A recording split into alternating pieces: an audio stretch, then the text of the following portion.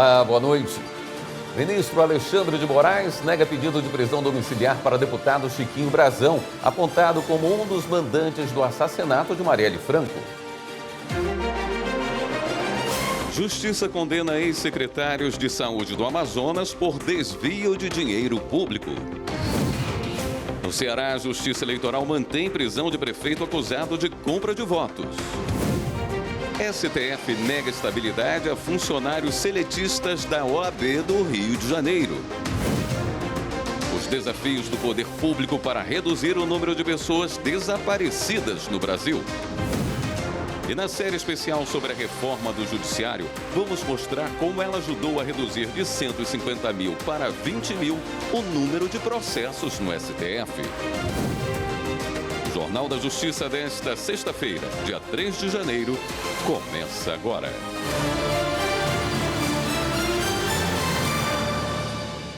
O ministro Alexandre de Moraes negou o pedido de prisão domiciliar para o deputado Chiquinho Brazão, apontado como um dos mandantes do assassinato de Marielle Franco. Moraes autorizou, no entanto, que Brazão saia da prisão para fazer exame cardiológico. Chiquinho Brazão está preso desde março do ano passado na Penitenciária Federal de Campo Grande. Repórter Bruno Silveira tem mais informações. A defesa de Chiquinho Brazão pediu ao STF, no final de dezembro, que o deputado federal cumpra prisão domiciliar humanitária para realizar uma cirurgia no coração no Rio de Janeiro. Mas o pedido foi negado pelo ministro Alexandre de Moraes, que permitiu apenas que Brazão saia do presídio federal na capital de Mato Grosso do Sul para realizar exame cardiológico presencial na mesma cidade onde está detido. A defesa de Chiquinho Brazão terá de informar à Justiça a data, horário e o local do exame com 5 dias de antecedência. E o deslocamento terá escolta da Polícia Federal. A decisão de Alexandre de Moraes foi tomada 4 dias após a equipe médica do Presídio Federal de Campo Grande apresentar um relatório explicando que Chiquinho Brazão tem alta possibilidade de apresentar um mal súbito com elevado risco de morte, por conta de uma doença que afeta as artérias do coração. A Procuradoria-Geral da República foi contra a solicitação da defesa de Brazão e indicou que o atendimento médico fosse feito dentro da Penitenciária Federal com um cardiologista de escolha livre do réu. E só depois o deputado poderia realizar os exames indicados fora da prisão. Chiquinho Brazão está preso desde março do ano passado na capital sul-mato-grossense. Ele é um dos acusados de ser um dos mandantes do assassinato da vereadora Marielle Franco em 2018. O Supremo Tribunal Federal rejeitou estabilidade a funcionários seletistas da OAB do Rio de Janeiro. A decisão reforça a autonomia da Ordem dos Advogados do Brasil e afasta interpretações conflitantes da Justiça do Trabalho. A discussão começou porque o Conselho Federal da Ordem dos Advogados do Brasil questiona decisões da Justiça do Trabalho que concedem estabilidade aos empregados da seccional do Rio de Janeiro contratados sob o regime seletista. De acordo com a entidade, essa interpretação tem assegurado a estabilidade a todo empregado seletista da OAB Carioca que tivesse 5 anos de serviço na época da edição do Regimento Interno de 1992 e não apenas aos inicialmente contratados sob o regime estatutário e que fizeram a opção pela mudança de regime. A OAB argumenta que esse entendimento sobre estabilidade contraria o estatuto da categoria. Além disso, haveria afronta ao princípio da legalidade e violação à segurança jurídica daqueles que se veem numa relação empregatícia com a OAB do Rio de Janeiro. O processo foi analisado em sessão no plenário virtual. O relator da ação, ministro Luiz Fux, entendeu que a estabilidade é garantida apenas aos antigos funcionários contratados originalmente pelo regime estatutário, que optaram pela permanência nesse regime ou que optaram pelo regime trabalhista no prazo de 90 dias da entrada em vigor do regimento interno em 2004 e não se estende aos empregados admitidos inicialmente pelo regime seletista. O plenário, por unanimidade, seguiu o voto do relator. Assim, o Supremo reforçou o entendimento de que a OAB é uma entidade autônoma e independente, que não se enquadra como parte da administração pública direta ou indireta. Essa autonomia foi reconhecida anteriormente em outro julgamento. O Ministério Público do Acre criou o que está sendo chamado de Feminicidômetro. Isso mesmo, um site eletrônico em que todo cidadão pode acompanhar o número de assassinatos contra mulheres pelo simples fato de serem mulheres, além dos processos penais e as sentenças. O trabalho foi um dos vencedores da última edição do Prêmio Viviane do Amaral do Conselho Nacional de Justiça. Reportagem de Viviane Novaes. O Acre teve a segunda maior taxa de feminicídio do país em 2023, com mais de 2 mulheres mortas a cada 100 mil habitantes, segundo o Fórum Brasileiro de Segurança Pública. Os casos no estado estão disponíveis na internet a qualquer cidadão. Basta acessar no computador ou celular o Feminicidômetro. A primeira página já mostra. De 2018 até o ano passado, foram registrados 77 feminicídios e 11 tentativas. Na aba Ocorrências aparecem os números dos processos, as datas dos fatos, das denúncias e o andamento das ações. Os nomes dos envolvidos são protegidos. Neste caso aqui, o autor do feminicídio foi condenado a 36 anos de prisão. O site apresenta também a profissão dos autores, a escolaridade e a faixa etária. Tem ainda estudos e publicações como o Namoro Legal, para alertar sobre os relacionamentos abusivos. Essa cartilha dá dicas como confie na atitude, não nas palavras. E sorry, fera não vira príncipe com seu amor. A ferramenta digital foi criada em 2020, durante a pandemia de Covid-19, para ajudar as famílias a encontrar informações sobre o andamento dos processos criminais. Desde que entrou no ar, o site já teve mais de 6 mil acessos. O site foi elaborado pelo Observatório de Violência de Gênero do Ministério Público do Estado do Acre e venceu a 4ª edição do Prêmio Viviane do Amaral, do Conselho Nacional de Justiça, na categoria Atores e Atrizes do Sistema de Justiça. A intenção da plataforma não é só divulgar dados sobre a violência de gênero, mas também auxiliar nas ações do Judiciário, do Poder Público e da sociedade para combater e enfrentar o problema. O Feminicidômetro, por exemplo, já ajudou a criar uma lei no Acre, como conta a procuradora Patrícia Rego. Hoje o Estado do Acre tem uma política, uma lei estadual que atende a esses órfãos do feminicídio. E essa política surgiu, foi aprovada e está em vigor em razão dessa visibilidade dada para esse aspecto tão cruel desse crime que o Feminicidômetro trouxe. A terceira turma do Superior Tribunal de Justiça mantém cancelamento de venda de imóvel para empreendimento em Campinas, São Paulo. Repórter Samanta Peçanha traz os detalhes.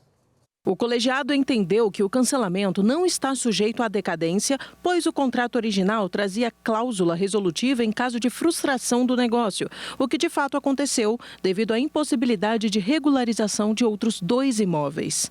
O acordo inicial previa a venda de 3 terrenos para uma incorporadora pelo valor de R$ 72 milhões e o ingresso dos proprietários no quadro societário da empresa que ia criar o empreendimento imobiliário. Diante dos problemas enfrentados nos demais terrenos, o dono do único imóvel transferido à incorporadora ajuizou a ação para desfazer a venda.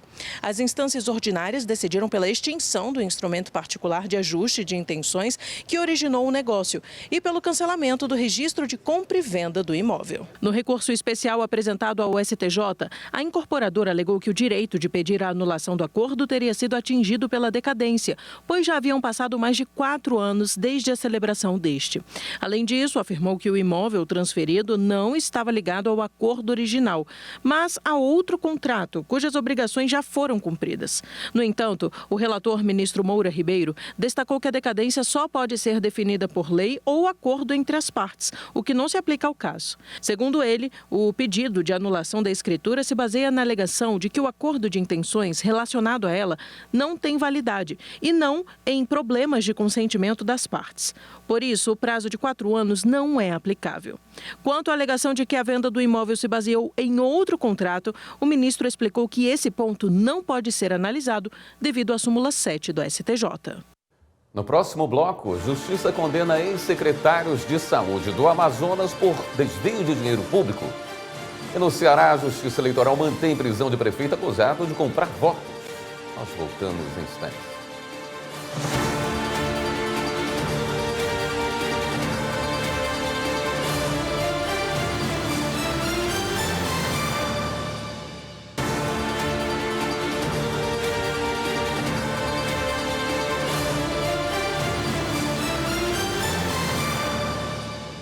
O Tribunal de Justiça de São Paulo manteve uma multa ambiental aplicada a um homem acusado de promover rinhas de galo no interior do estado. As informações com Bruno Silveira. A multa de R$ 250 mil foi aplicada pela Secretaria Estadual do Meio Ambiente após investigação policial.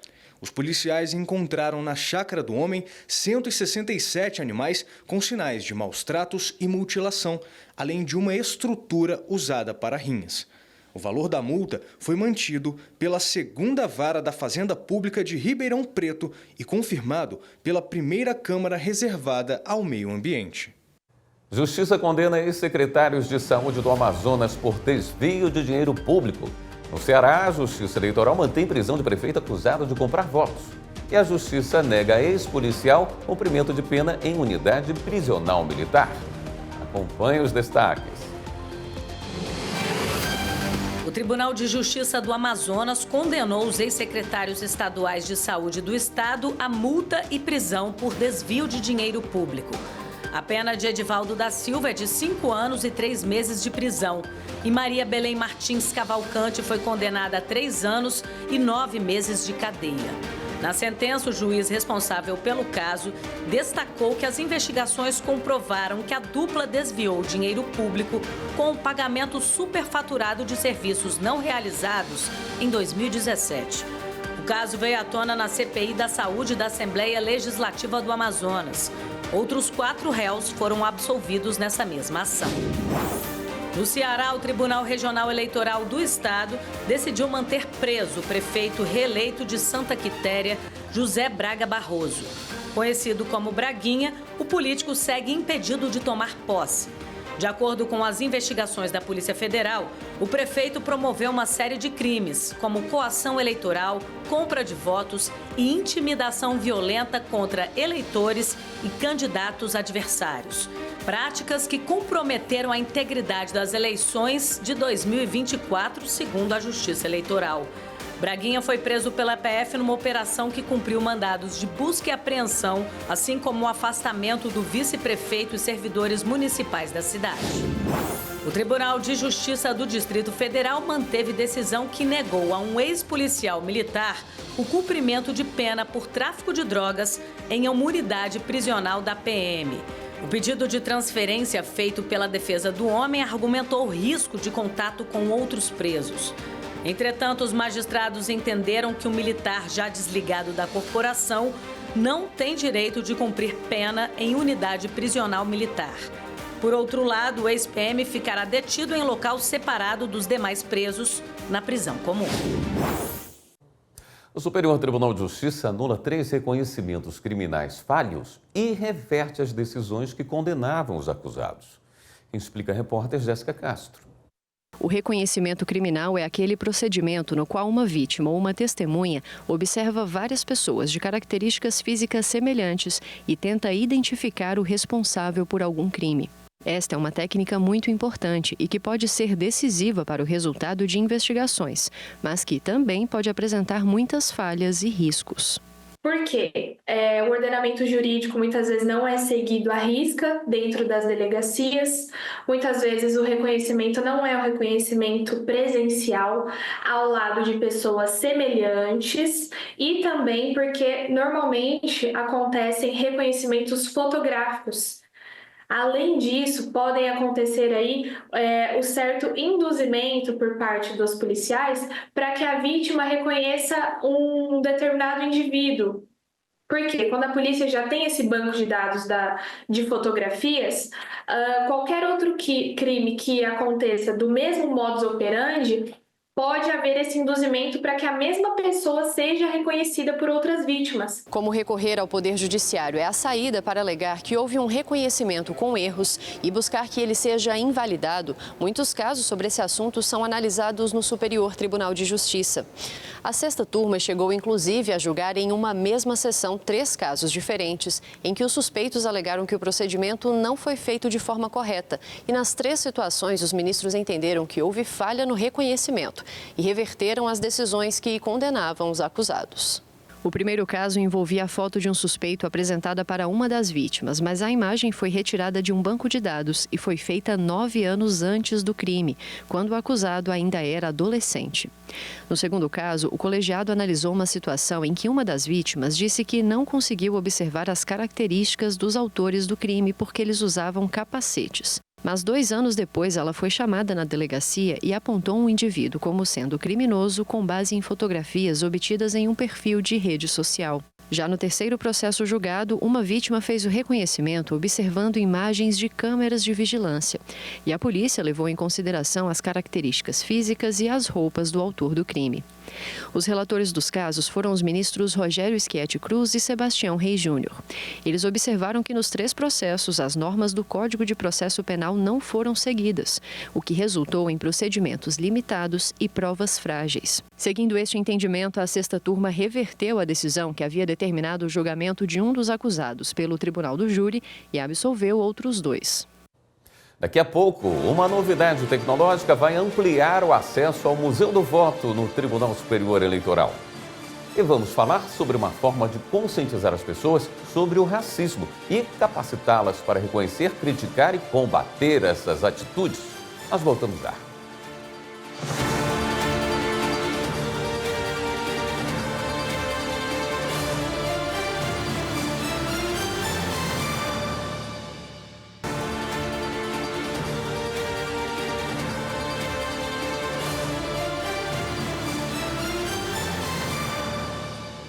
Hoje vamos falar sobre uma forma de conscientizar as pessoas sobre o racismo e capacitá-las para reconhecer, criticar e combater essas atitudes. A reportagem é de Guilherme Menezes. Em 2015, o CNJ determinou a reserva de 20% das vagas para negros nos concursos públicos para a magistratura. E em 2022, veio uma política mais ampla com o Pacto Nacional do Judiciário pela Equidade Racial. O pacto prevê, por exemplo, uma formação continuada de magistrados de todo o país para lidar com o tema. O Poder Judiciário ele sai na frente com esse objetivo de fazer com que a gente preencha uma lacuna na nossa formação educacional, na nossa formação pessoal e pense como as questões raciais estão presentes no nosso dia a dia e como a história dos negros e dos africanos, de seus descendentes, influenciou na formação da sociedade. O letramento racial é justamente esse olhar crítico sobre o assunto e a disposição de mostrar o alcance do racismo, inclusive em decisões judiciais. E com isso a gente pretende melhorar o nosso trabalho, a prestação do nosso serviço e, mais ainda, produzir decisões judiciais que sejam mais justas e que estejam mais próximas da condição humana, atravessadas pela questão racial. Um grande reforço dessa política foi a instituição de bolsas para candidatos negros e indígenas à magistratura. Nessa gestão do ministro Luiz Roberto Barroso, nós lançamos esse programa. Existe um acordo de cooperação técnica com a Fundação Getúlio Vargas e com a sociedade civil, onde se criou um fundo, e essas pessoas que tiveram aprovação no ENAM são selecionadas e tem a concessão de bolsa de estudo em curso preparatório para a magistratura e um apoio financeiro para acelerar essa carreira.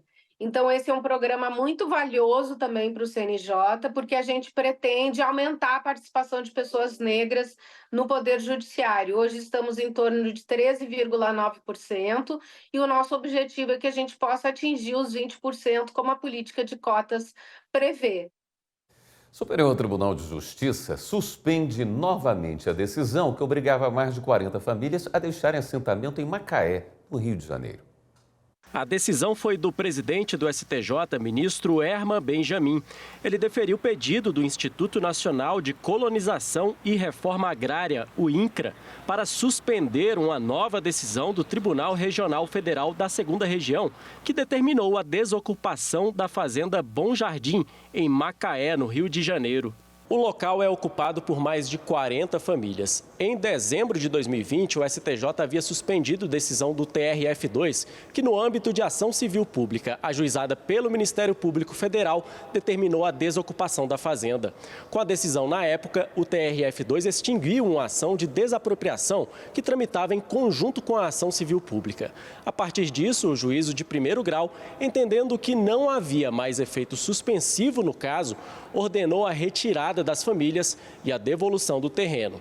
A decisão foi mantida pelo TRF2. O INCRA, então, recorreu ao STJ alegando que a suspensão deferida inicialmente pela Corte Superior deveria estender os efeitos à ação de desapropriação mesmo após a extinção.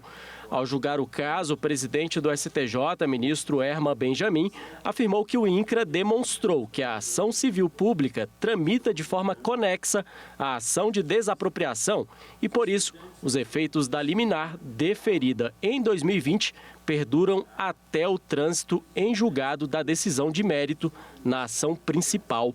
O ministro enfatizou ainda que a desocupação, neste momento, colocaria em risco de vulnerabilidade as famílias, na maioria mulheres, que dependem exclusivamente da produção agrícola da terra para a subsistência.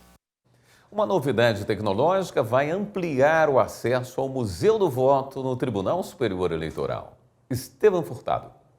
Óculos inteligentes que são capazes de ler textos, identificar rostos e ainda descrever imagens para quem é cego, tem baixa visão, dislexia ou não sabe ler.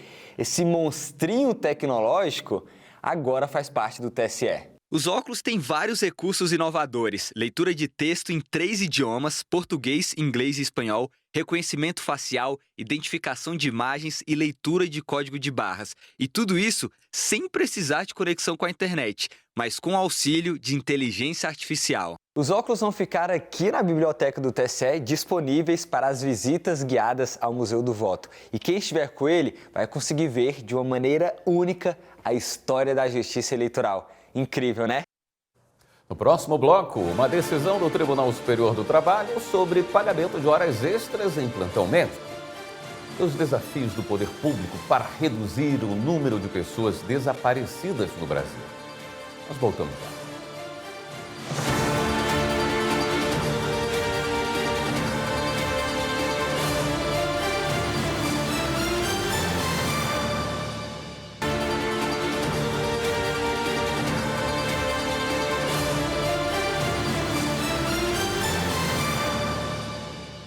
O ministro Flávio Dino, do Supremo Tribunal Federal, determinou hoje a suspensão dos pagamentos destinados por emendas parlamentares para organizações não governamentais que não cumprem critérios de transparência. Sobre o assunto, vamos falar com a repórter Marta Ferreira. Oi, Marta, boa noite. Boa noite, William. Boa noite a todos. Essa determinação do ministro Flávio Dino ocorre depois que a Controladoria Geral da República fez um relatório que apontou que metade das 26 ONGs fiscalizadas não apresentam mecanismos de transparência adequados. Assim, o ministro Flávio Dino determinou a realização de uma auditoria nas 13 ONGs que não seguem os critérios de transparência. Estabeleceu prazo de 60 dias para a apresentação de um relatório sobre o tema. A intimação das outras 9 entidades que não atendem aos critérios completamente para que cumpram essa determinação no prazo de 10 dias e também que essas ONGs elas sejam cadastradas nos sistemas de cadastro de empresas inidôneas e suspensas e na lista de entidades privadas sem fins lucrativos impedidas. William. Obrigado pelas informações, Marta. A 8ª turma do Tribunal Superior do Trabalho decidiu que as horas extras pagas por plantões para um médico do Hospital Universitário de Campinas, em São Paulo, estão de acordo com o teto constitucional. Os detalhes com a repórter Michele Chiapa. Segundo a Constituição Federal, servidores e empregados públicos estão sujeitos a esse limite, equivalente ao subsídio mensal dos ministros e ministras do Supremo Tribunal Federal. Em São Paulo, por sua vez, a Constituição Estadual estabelece o salário do governador como teto remuneratório. O autor da ação era médico anestesiologista e trabalhava no Hospital da Unicamp, em São Paulo. Contratado como empregado público, era regido pela consolidação das leis do trabalho, com jornada de 24 horas semanais, além de plantões remunerados. Na reclamação trabalhista, ele disse que a universidade informou que todos os vencimentos, incluindo salário base, vantagens pessoais, benefícios trabalhistas e a remuneração excepcional pelos plantões, estariam sujeitos ao teto constitucional. Ele então pediu na Justiça o pagamento dos valores que deixaram de ser depositados devido à limitação legal. Sustentou que o teto não poderia ser usado para impedir o pagamento dos plantões médicos, que, segundo ele, caracterizavam hora extra. Em defesa, a Unicamp sustentou que a medida foi uma determinação do Tribunal de Contas do Estado de São Paulo. Em primeiro grau, o pedido do médico foi aceito. Mas o TRT da 15ª Região, em Campinas, reformou a sentença. O entendimento foi que as horas extras compõem a remuneração para fins do teto, que deve ser observado pela autarquia estadual. O anestesiologista tentou rediscutir a decisão no TST. O relator do caso na 8ª turma, ministro Sérgio Martins, assinalou que a Unicamp tem natureza jurídica de autarquia de regime especial e integra a administração indireta do Estado de São Paulo. O ministro reforçou que todos os servidores e empregados públicos da administração direta e indireta estão sujeitos ao teto remuneratório. Ainda segundo o ministro, a verba paga em razão dos plantões tem natureza remuneratória e, portanto, deve ser somada aos vencimentos para fins de limitar o teto. A decisão foi unânime. O caso transitou em julgado, ou seja, não cabe mais recurso. A Justiça do Trabalho tem competência para julgar a ação que apontou irregularidades sobre as condições de trabalho da Vigilância Sanitária do Estado da Bahia durante a pandemia da Covid-19. A decisão da primeira turma do Tribunal Superior do Trabalho levou em conta que o caso envolve segurança e saúde dos trabalhadores, independentemente do tipo de vínculo. Repórter Samanta Flor. O Ministério Público do Trabalho relatou que instaurou um inquérito após receber denúncias de irregularidades. Conforme o MPT, durante a pandemia da Covid-19, a Vigilância Sanitária não teria treinado os fiscais que mediam a temperatura de passageiros no aeroporto e na rodoviária de Salvador, na Bahia. Por isso, pediu que fossem impostas diversas obrigações ao Estado.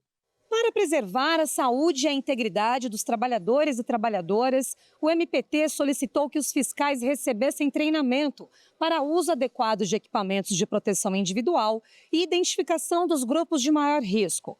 Pediu ainda a condenação do Estado por dano moral coletivo. O Tribunal Regional do Trabalho da 5ª Região, na Bahia, entendeu que caberia à Justiça Comum julgar a demanda.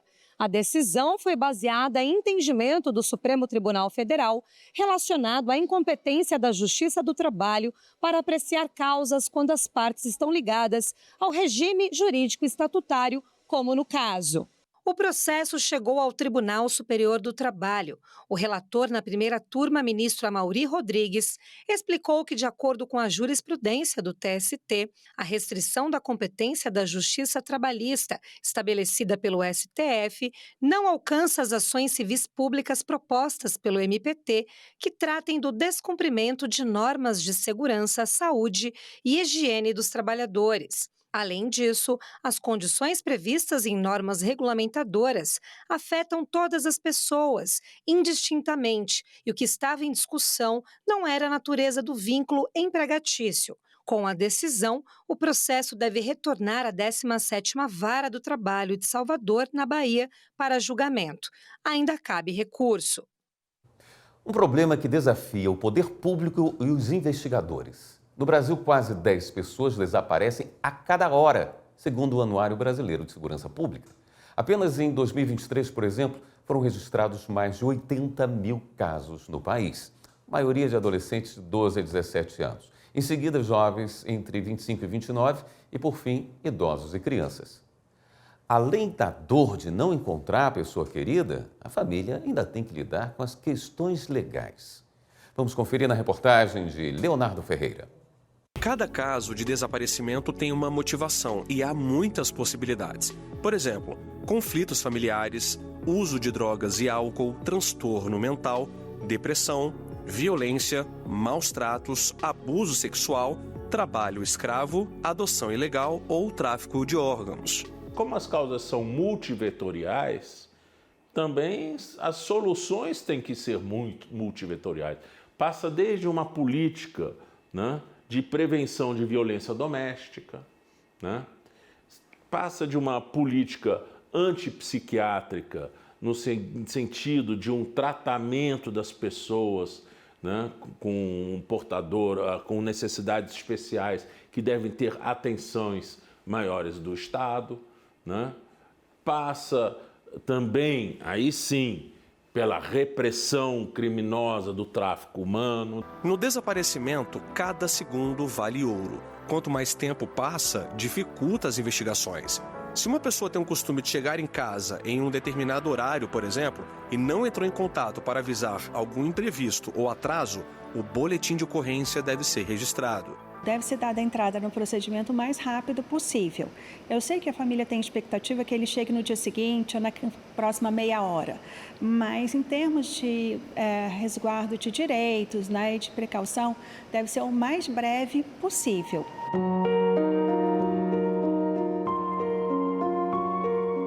Já são 16 anos de espera por uma notícia do pai. Você pensa mil coisas. Você pensa que a pessoa está passando frio, aí você sofre. Você pensa que a pessoa está sem comer, você sofre. Às vezes você tem um conforto de pensar se de repente foi abrigado por alguém, se alguém acolheu. Mas assim, a falta de informação, de você não saber de fato o que aconteceu, onde que a pessoa está, a aflição ela é muito grande, muito sofrimento. O pai da Ana é José Raimundo da Silva. Ele foi visto pela última vez no dia 10 de fevereiro de 2008, na época com 67 anos e com Alzheimer, em estágio avançado. A minha mãe me ligou dizendo que ela tinha chegado em casa do supermercado e meu pai não estava, que meu pai tinha sumido, né? E que ela já estava ali procurando com o meu irmão e que era para a gente ir para lá, para a gente começar a procurar, para aumentar ali. Aí nisso os vizinhos começaram também a se mobilizar. Eu e meu outro irmão que não morava lá também fomos para lá e aí começou essa busca. Começava ali uma corrida contra o tempo. A família espalhou fotos do José Raimundo, registrou ocorrência na delegacia, mas todas as tentativas foram frustradas. Por conta do tempo e da doença degenerativa do pai, Ana acredita que ele tenha falecido. Como não é possível atestar o óbito de José Raimundo, a família deu entrada na justiça para conseguir a declaração por morte presumida. Por conta das questões burocráticas, até quando a minha mãe faleceu também, a gente precisava de ter algum documento que representasse isso, essa certidão de óbito, né? E a gente precisou de entrar na justiça e aí o juiz decretou essa ausência, né? E aí agora vai sair a morte presumida para que a gente possa de fato, finalizar a história dele, né? Todo o procedimento para decretação de ausência e depois a entrega desse patrimônio aos herdeiros, ele pode estar demorando aí mais de 20 anos. Então, eu preciso que isso ocorra o mais rápido. Porque se você tem algo que você só vai fazer daqui a 10 anos, a pessoa então já está desaparecida, tem 10, e o meu procedimento que dura mais de 20, então a gente só vai falar em término de um processo, né, desse processo todo, ou esse fechamento para a família, daí, no final das contas, uns 30 anos. A advogada explica que são 3 etapas. A primeira é quando a justiça nomeia o curador, que passa a administrar o patrimônio. Depois é a sucessão provisória, quando os herdeiros são identificados e o patrimônio dividido entre eles. Na hora que você faz essa entrega nessa etapa, você está dizendo assim para os herdeiros, olha, isso aqui em tese é seu, mas se eventualmente fulano retornar nesse período da sucessão provisória, você vai ter que devolver este patrimônio para ele. Então, imagine que um dos herdeiros ficou com uma casa. Aí ele pegou essa casa, vendeu e comprou um apartamento. Voltando, né, esse ausente, ele vai entregar o apartamento. Se ele pegou a casa, vendeu, virou dinheiro, né, e aí gastou esse dinheiro, ele vai ter que devolver aquela quantia para, né, essa pessoa, se ela retornar. Depois, quando a gente entra numa outra etapa, que é da sucessão definitiva, aí já pertence aos herdeiros, né? E ele já não tem mais essa obrigação de fazer a devolução desse patrimônio.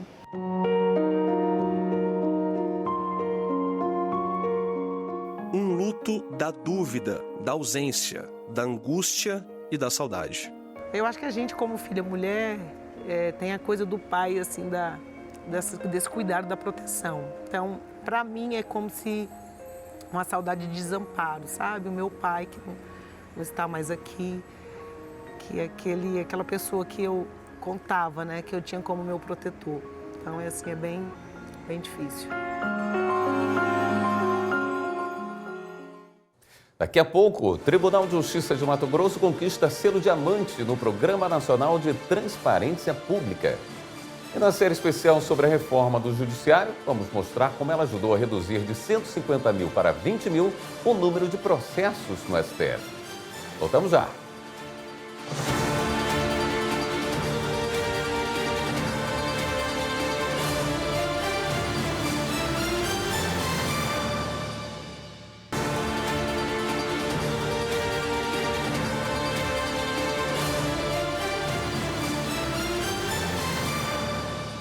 O Tribunal de Justiça de Mato Grosso conquistou o selo diamante no Programa Nacional de Transparência Pública. A premiação foi instituída pela Associação dos Membros dos Tribunais de Contas do Brasil, a ATRICOM. As informações com a Laura Meireles. A cerimônia de entrega do prêmio foi realizada no auditório da Escola do Tribunal de Contas de Mato Grosso. O juiz auxiliar da presidência, Túlio Duailib, compareceu ao evento e representou a instituição. Nada acontece por acaso. Isso é fruto de um trabalho, de um esforço extraordinário de toda a equipe do tribunal, né, especialmente da nossa equipe de auditoria interna, né, e hoje a gente desfruta desses esforços, do resultado desses esforços. Então, é um motivo de celebração hoje para o Poder Judiciário. O TJ alcançou 95,9% de pontuação.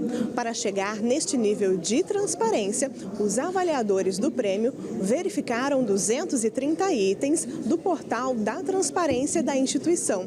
Além da participação de todos os tribunais de contas e de justiça do país, mais de 8 mil prefeituras e câmaras municipais também foram avaliadas.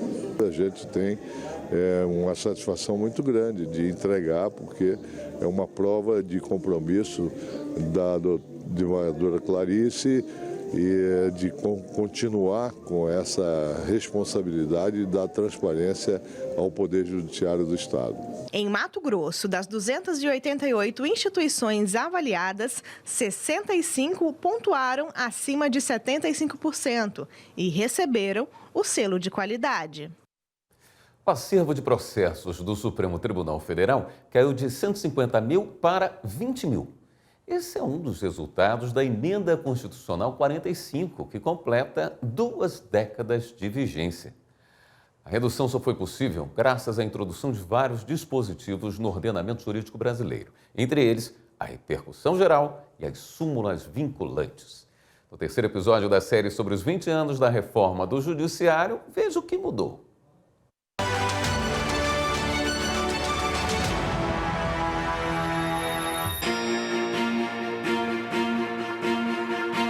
Os institutos da repercussão geral e da súmula vinculante foram criados para dar mais eficácia às decisões do Judiciário, acelerar o andamento dos processos e evitar análise de casos repetitivos. A súmula vinculante, por exemplo, nós introduzimos no momento em que uma vara da Justiça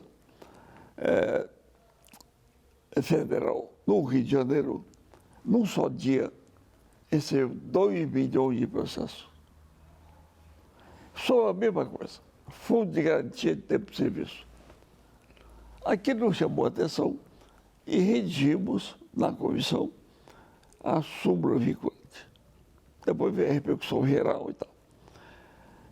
Na intenção de barrar questões como aquelas, fazer com que o juiz singular, o juiz de primeiro grau, pusesse um freio nessas demandas desordenadas. Introduzidas no ordenamento jurídico em 2004 com a reforma do Judiciário, as súmulas foram regulamentadas em 2006 e a repercussão geral em 2007. São muitos aspectos que não foram, digamos assim, colocados em prática de uma hora para outra, mas que passos seguintes vieram a contribuir para essa celeridade e essa eficiência. Por exemplo, a questão do plenário virtual. Isso favoreceu muito. E, por outro lado, a própria reforma do Código de Processo Civil em 2015 também contribuiu. Embora tenham semelhanças, os institutos têm propostas diferentes. Para que uma decisão tenha efeito vinculante, é necessário que o Supremo se manifeste sobre o tema repetidas vezes. Diante de reiteradas decisões, o STF então unifica a interpretação da lei e a aplicação do texto constitucional. Já a repercussão geral demanda somente uma manifestação do Supremo e pode ser definida como uma espécie de filtro aplicado na análise de recursos extraordinários. O mecanismo permite ao STF descartar processos que não tenham repercussão geral. Para trazer um assunto no Supremo tem que ser uma coisa relevante, tem que ser um assunto de interesse nacional. Se ele examinasse tudo, ele deixaria de ser um órgão de cúpula para se transformar num juizado de pequenas causas. Então, para chegar o assunto no Supremo, ele tem que chegar pelas vias em que o ministro vai analisar, primeiro, se esse assunto tem repercussão ou relevância social, se ele afeta o dia a dia do cidadão, se ele tem relevância ou alguma repercussão econômica. O outro aspecto que o ministro tem que examinar é também a chamada relevância jurídica. Tanto na súmula vinculante quanto na repercussão geral, a orientação deve ser aplicada obrigatoriamente pela administração pública e pelos tribunais de instâncias inferiores ao Supremo, o que consequentemente provoca a queda no acervo do tribunal. A modificação foi visando a celeridade, visando uma certa de compatibilidade entre as decisões dos tribunais superiores, no caso específico do Supremo, com os juízes de primeiro grau aplicarem as decisões do Supremo, porque as súmulas passaram a ser obrigatórias. Eles tinham necessariamente que cumprir as súmulas. Isso era uma objeção terrível da magistratura, mas acabou sendo aprovado. Da parte dos advogados, eles entendiam que a súmula vinculante e a repercussão geral, que era uma novidade que estava sendo introduzida, reduziria o número de processos no Supremo Tribunal e nos tribunais superiores, principalmente no Supremo, no caso específico. E com isso diminuiu o trabalho. Havia uma disputa, então, de mercado de trabalho. Era um contra por causa disso. Houve também alguns outros tipos de resistência, né? No sentido de que ia se tirar a liberdade dos juízes com o Instituto da Repercussão Geral, enfim, porque quando a questão é levada ao Supremo, se paralisa o julgamento nas diversas instâncias ordinárias. Mas o Instituto da Repercussão Geral, ele foi muito importante porque o número de recursos extraordinários era elevadíssimo e isso fazia com que houvesse o represamento, né, na Corte de um grande número de questões repetitivas. E aí, com a súmula vinculante, com o Instituto da Repercussão Geral, houve um certo freio a essa excessiva judicialização que veio no bojo da Constituição de 88. 20 anos depois, o acervo de processos no Supremo Tribunal Federal caiu drasticamente. Em 2006, quando o levantamento começou a ser oficializado, o STF tinha 150 mil processos no acervo. Em 2024, o total é de 20 mil. O acervo processual do tribunal é composto pelos processos que estão em tramitação, computados também tudo que a corte recebeu, processos executados que já baixaram e aqueles que já tiveram decisão final, mas aguardam julgamento de recurso interno.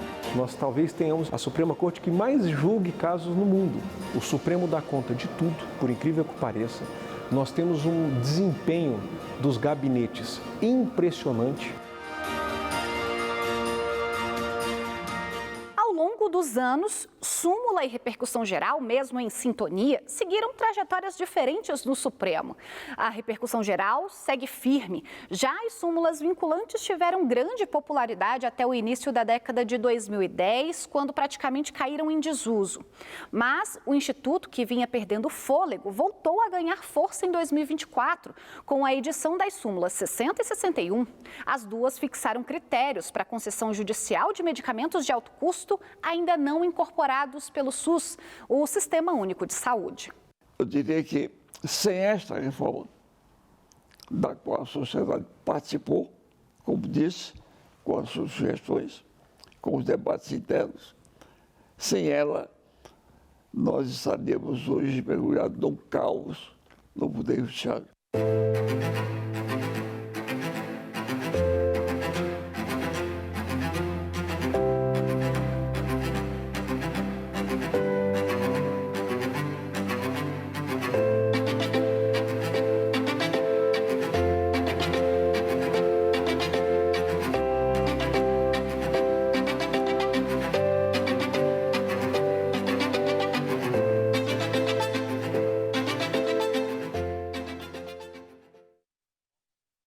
Na próxima reportagem da série, a gente mostra como a reforma do Judiciário foi importante para o aprimoramento da prestação de serviços à sociedade.